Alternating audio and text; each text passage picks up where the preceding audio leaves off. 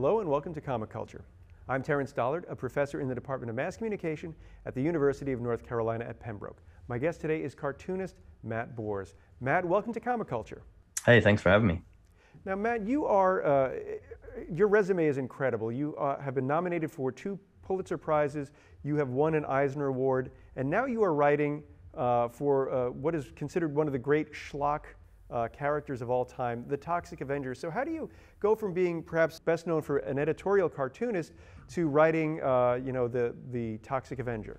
Yeah, they're not handing out any Pulitzers for trauma work, I can tell you that. I've always had an interest in this stuff. I mean, I was into Toxic Avenger and Mad Magazine and Tales from the Crypt and all sorts of other stuff when I was a little kid.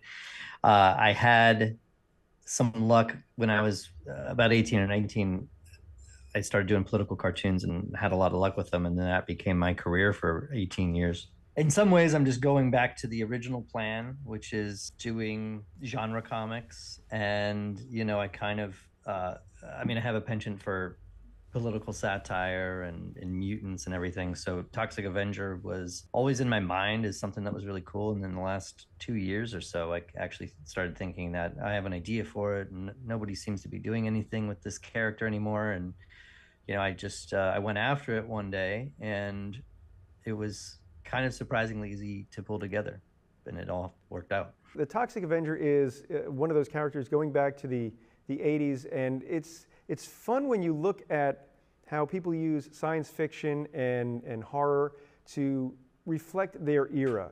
And I'm just wondering, as you are, I guess, updating the Toxic Avenger for modern audiences, are you sort of leaning into contemporary issues the same way that Troma might have been doing back in the 80s? The Toxic Avenger is just sort of this fun, schlocky movie. I mean, it's not, incredibly political or anything, but it is channeling some of the environmental anxieties of the era, which, in that time was like, nuclear meltdowns and endless, toxic rivers and toxic dumping, I guess, and stuff like that.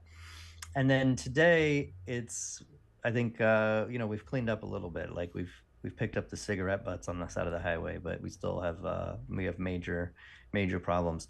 So I'm sticking with the toxic waste as the origin of the Toxic Avenger, and so that's still in there. But I do update it quite a bit. So like one of the main things you'll find reading the first issue is that it is a toxic train spill in Tromaville, New Jersey, the real city that we all know and love.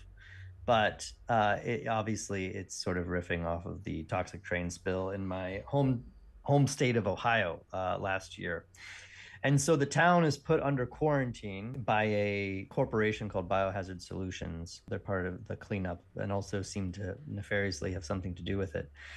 And we kind of go from there. I include a lot of social media aspects to it in there's sort of conspiracies that develop around the spill, some of them real, some of them not, and the bullying aspect of it. So like Melvin Junko, the nerd who becomes the Toxic Avenger, is bullied in all sort of incarnations of the character. So I stick with that, but update it to 2024 basically. We look at some characters as sort of being, frozen in amber, and to contemporize them and put them into the modern world can be a bit tricky, but it's fascinating to look at current events, and especially, I guess, corporate media and corporations as sort of the bad guy as your main focus. It's got to be, again, a rich ground because there's so much to pull from, but how do you sort of draw that fine line between the entertaining aspect of it and the kind of real life depressing aspect of a toxic train spill? I tend toward dark humor and violence. It's a violent comic, which shouldn't surprise anyone who knows about the Toxic Avenger. The same thing with my creator-owned series I do at Ahoy. They're the publisher for the Toxic Avenger comic. And I do a series called Justice Warriors, which is like a dystopian cop series with all sorts of mutants. And I just gravitate towards dark humor and ultra-violent satire stuff. It's like in my DNA, as I don't know, I guess it's a way to process the world. Some people don't like dark humor, but that's how I do. It's like I guess also came out around the time of Toxic Avenger, but like RoboCop, that like Verhoeven satire, over the top, violent, but like playing it straight. That's what I do in a lot of my comics. It's got to be a bit of a switch for you to go from editorial cartoons where you are the writer and the artist to writing something for an artistic partner. So when you are collaborating with somebody, how do you sort of connect what you envision on the page with what they're going to bring to it? And how do you work with what they're bringing to change and maybe make what you're doing a little stronger? Yeah, good question. I'm working with Fred Harper on Toxic Avenger. He's really great. I mean, his style works perfectly for this on a lot of levels. He's got a kind of grittiness to his line that works well with gross stuff and mutants.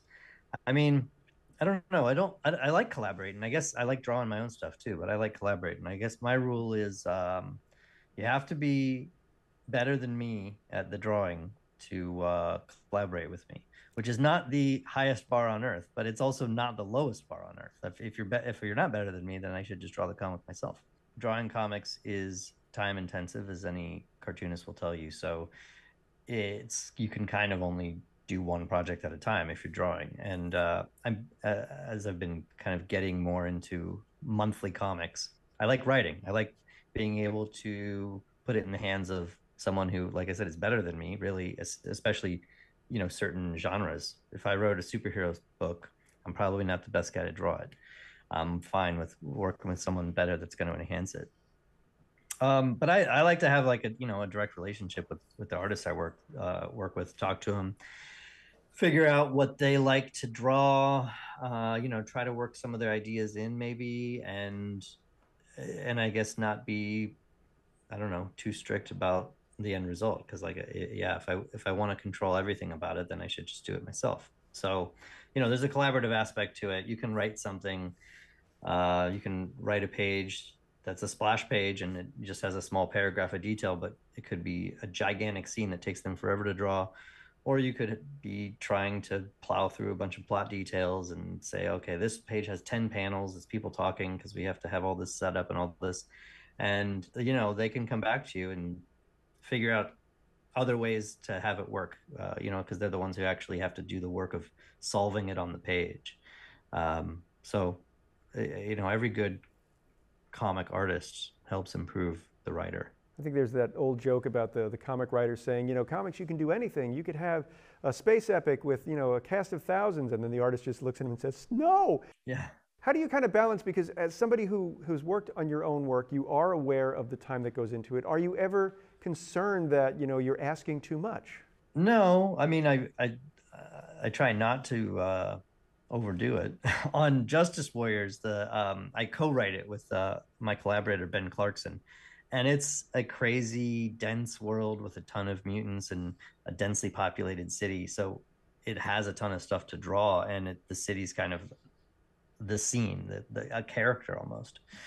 And he likes doing that stuff, and he puts a ton of work into it and brings it to life. So in that case, it's a creator-owned comic. He's putting the work in because it's like our vision. But if you're doing some mainstream work, especially if the pay is not great, you can't really be getting a script with every panel calling for tons of background characters and 100 aliens fighting on each page.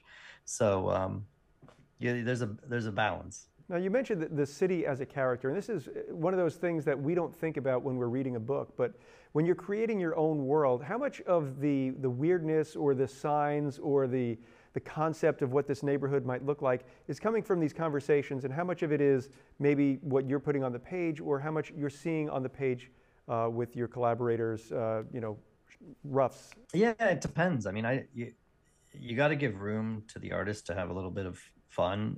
I mean, Alan Moore, who is one of the best comic writers of all time, which is not a unusual opinion that I'm expressing, but his scripts are sort of famously dense and laden with all this detail to an absurd degree.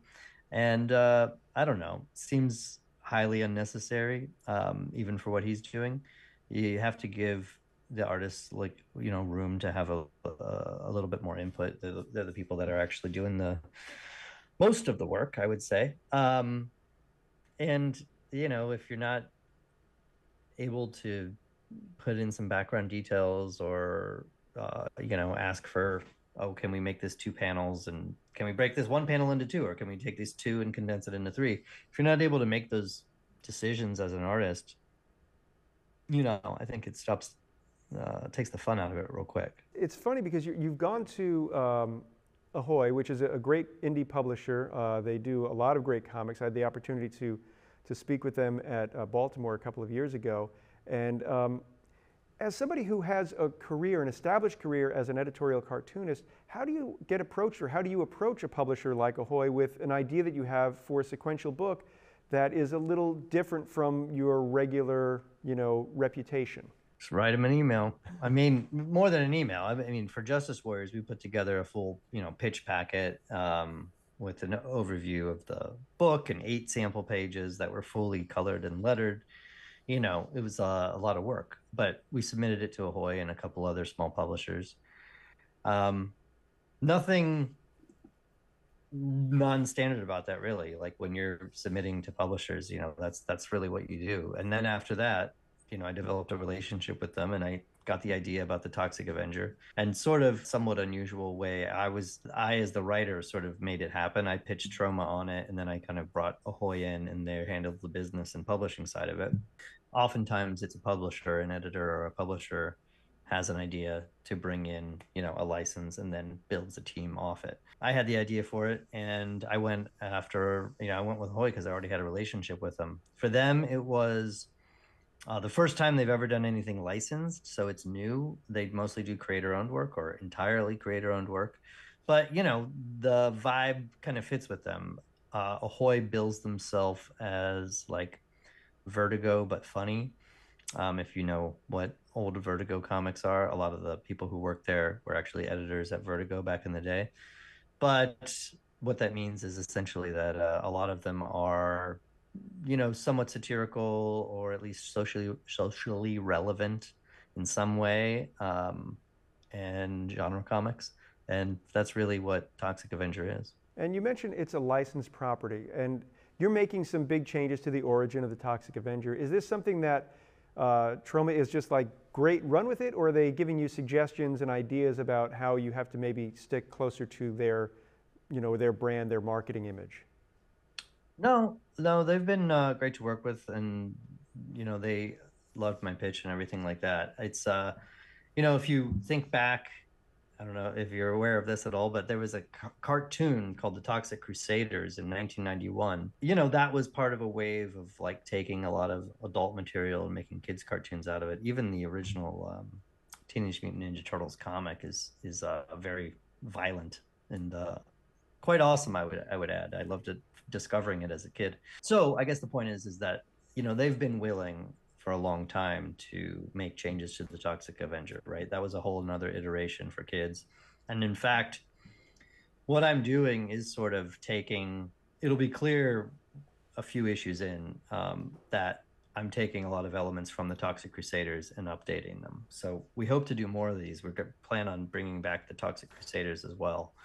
So it's kind of updating the concept of the Toxic Crusaders to make it sort of a contemporary, R-rated satire as opposed to a kid's cartoon. But it's fun when something that you loved when you're younger is something that you can work on as you become a professional. So as somebody who remembers the Toxic Crusaders and the fact that there were so many of those Toxic Avenger movies, and they got broader and more comedic as they went on, how do you sort of balance the fact that you are a fan of this work with somebody who is entrusted with telling a great story and not making it too much fan service? Yeah, well, I'm definitely not interested in fan service per se. There's a lot of characters I like, a lot of mainstream superhero stuff, and that I'd love to write someday. But I don't, I don't know. I guess I don't even consider myself a fan of a whole lot. I mean, maybe I am, but I'm a reader, right? Like, I'm a reader of certain comics. I enjoy them to the extent that, I want to write them. I see it as a vehicle to tell a story, and a story that is partially already there. You don't have to come up with it from scratch. So in the case of the Toxic Avenger, you have all of these relevant things, pollution transforming a bullied kid into this sort of hero of a small town where he is, it's a lot of things. I mean, it's partially body horror, it's a superhero parody, it's an environmental fable, anti-corporate stuff. So that stuff's all there. That's built in. That's what I love about it and want to focus on in just sort of a different way. Um, but it's there, and I don't have to create my own pollution hero from scratch. I can just write the Toxic Avenger, and it turns out more people already know about that, and will hopefully, you know, like my iteration of it. Let's go back to your work as an editorial cartoonist or political cartoonist. I don't know what the correct phrase is. Either is fine. Yeah.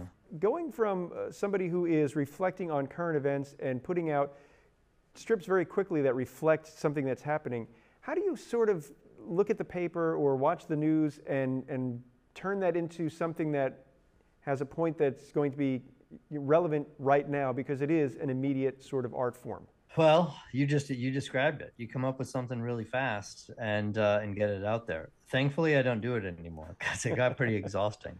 I almost, now that I quit, I don't know how I did it for 18 years. I did, like, when I started out, I was doing 3 a week, and then by the end, I was only doing 1 a week plus other stuff because I was editing a website called The Nib. But I don't know, man. You get really good at it. I don't. I mean, I would say that some were not as good as others, that's for sure. But I still always did them. You don't get to have writer's block or to treat it like it's not a pastime. It was my job, so I treated it like a job.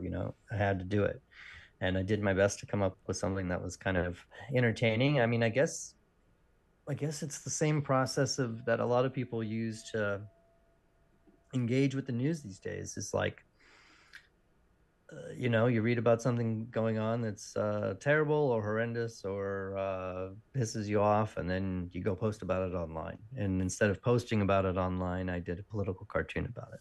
So, that was kind of the motivation, I suppose, is constantly coming up with stuff that agitated me or that I wanted to make fun of. It's true too that people now engage with news differently than they did 20 years ago, 30 years ago, 40 years ago, in that there's shows like The Daily Show, or you can tune into Seth Meyers and he's going to do a deep dive into something with a closer look, where people are getting news a lot of times from these lighter or more comedic points of view. So as an editorial cartoonist, you're kind of leaning into that. Is it something where, if we look at some of the great works from 20 years ago or 30 years ago, is your stuff a little bit more on the absurd side, or is it something where you're a little bit more able to play into language because people are getting used to the idea of comedic news being pointed? I don't know that I'd be the best person to describe my own work, but it would be,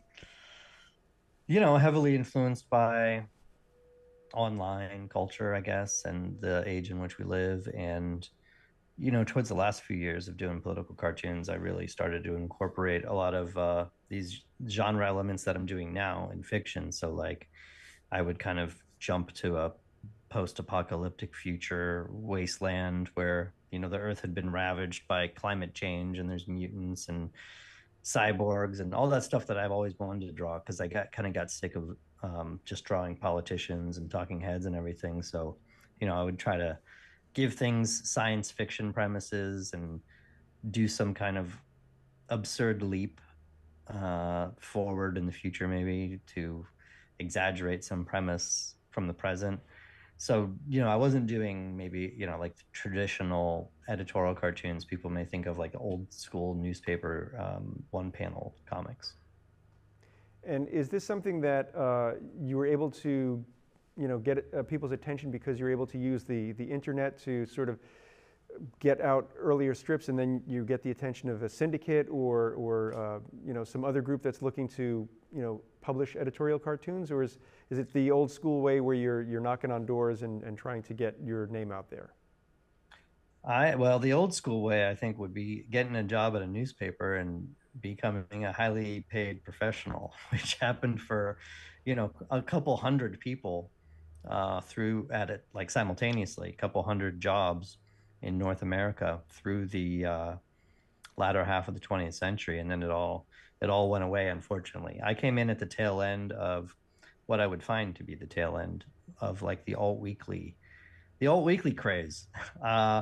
Young people may not know this, but there used to be free newspapers in every major city that were different from the major newspapers and had a bunch of cool stuff. They basically came out of 60s counterculture and were sort of, I guess they were initially started by boomers, but they're sort of, when I came in, they were very like Gen X branded, because I was influenced by this school of cartoonists that's like Tom Tomorrow, Ruben Balling, even Matt Groening, the creator of The Simpsons, did this great strip called Life in Hell. So that type of stuff was really influential to me. It's called basically alt weekly cartooning is what people called it. So you get in those papers, and then they give you a little bit of money each week, not a lot, but if you get in a lot of them, it can add up. And then websites were coming around at the time too. I mean, websites had been around, but like real media sites and places that could pay, and then social media created a ton of traffic for them. So for a while, it was a decent environment. I mean, you could get a lot of readers online in the, I guess, early 2010s. Not as much anymore. Yeah, I would imagine that the media landscape has changed dramatically, and there's so much more content that people can get lost. Basically, you're drowning in a sea of choices, and you don't know where to go. So as you've made that conscious decision to get out of it for your own, I guess, mental health, in a way like you're tired of reading the same depressing headlines over and over again. I know for a lot of us during the pandemic, it was the doom scroll, going through Twitter and just reading stuff over and over again. So is that sort of the same mindset for you as a professional? Just like, let me try something new?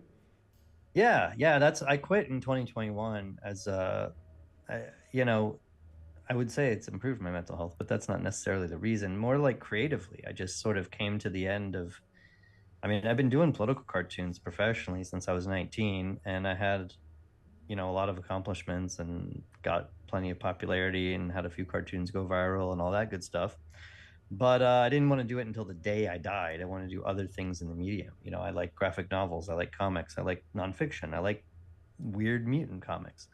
So mostly it's about my desire to do this other stuff, which I have always had. I just had luck in political cartooning and then became a political cartoonist. But it was definitely influenced by like, the changing landscape online and in the news media, where it's harder and harder if you're a creator. It's harder and harder to get attention online. And social media has sort of collapsed and diffused in a lot of different ways. Some of that is better and some of it's for the worse. There's more and more stuff every day. When I was coming up, images could share widely on Facebook. You could easily get tens of thousands, sometimes hundreds of thousands of shares. Now the algorithm's all tweaked out. I get nothing, and you got to be figuring out how to edit video and be like an influencer to blow up on Reels and TikTok, which I'm just not going to be able to do. I don't think. It's not in me, and I don't think it works well for comics. So everything's just changed, and I decided to throw my towel in. And I mean, I'm still very dependent on the online world and promote myself that way and everything, but I don't create content, to use that word, for the internet the way they used to do. I make comic books, and you have to buy them to read them. If the folks at home wanted to learn more about your work, where can they find you on the web? I'm pretty easy to find. I'm on all those social media sites I just disparaged.